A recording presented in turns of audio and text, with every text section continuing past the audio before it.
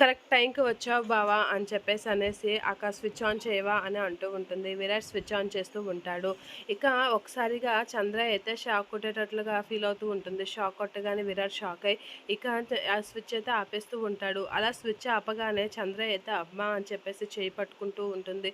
ఏమైంది చంద్ర అని చెప్పేసి వస్తూ వస్తూ అడుగుతూ ఉంటాడు విరాట్. అలా చంద్రతో మాట్లాడుతూ ఉండగా చంద్ర అయితే ఏం షాక్ ఉంటుంది అని అనేసరికి ఇక శ్యామల అయితే అటుగా వచ్చి ఆ అరుపు వింటూ ఉంటుంది. ఏంటి ఎందుకు కలిసింది ఇది అని చెప్పేసి అయితే శ్యామల అటుగా వస్తూ ఉంటుంది. ఎవరో ఇక్కడికి వస్తున్నట్లుగా ఉన్నారు. వాళ్ళు వచ్చినంత వరకు దాంగుంటాను అని చెప్పేసి అక్కడే ఉన్న సోఫా వెనకాతలు అయితే దాంగుని ఉంటాడు. అలా దాంగుని ఉండేసరికి శ్యామల అక్కడికి వచ్చి అసలు ఎందుకు అరిచావు, ఎవరైనా వచ్చారా ఇక్కడికి అని చెప్పేసి శ్యామల అయితే కంగారుగా అడుగుతూ ఉంటుంది చంద్రకళని. అలా అడిగేసరికి అదేం లేదండి ఎవరూ రాలేదు అని చెప్పేసి అంటూ ఉంటుంది చంద్రకళ. మరి ఎందుకు అరిసావు అని అనేసరికి ఐరన్ బాక్స్ షాక్ కొట్టింది అందుకే అరిసాను అని చెప్పేసి అయితే చెప్తూ ఉంటుంది చంద్రకళ.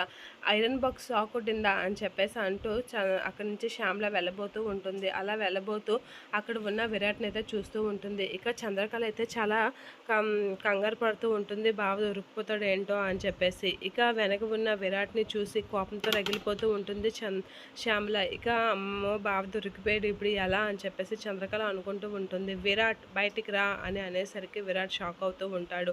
షాక్ అయ్యి అలా చూసేసరికి బయటికి రా ఫస్ట్ అని చెప్పేసి గట్టిగా పిలుస్తూ ఉంటుంది శ్యామల. అలా పిలవగానే విరాట్ ఏం చేయలేక అలా బయటికి వస్తూ ఉంటాడు. ఆ సోఫా వెనకాల నుండి బయటకు వచ్చేసరికి ఇక్కడ ఏం చేస్తున్నావు అని సీరియస్గా అడుగుతూ ఉంటుంది. ఇక ఏం సమాధానం చెప్పకుండా విరాట్ అయితే అలా వాళ్ళ అత్త వైపు అలా చూస్తూ ఉండిపోతాడు కంగారుగా.